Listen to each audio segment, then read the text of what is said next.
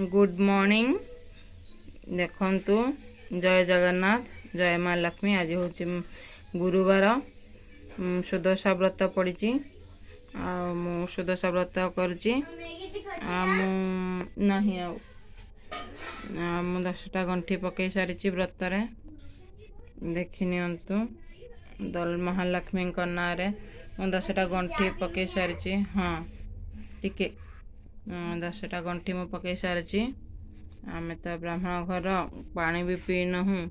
लक्ष्मी को देखते मत जमी आसमी सजेची विशेष किसी तो आसुनी मत कौन करी जी से सजेची।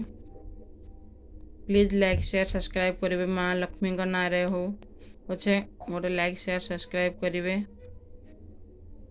भल लगुच कि नहीं कमेंट्स भी करके कहे।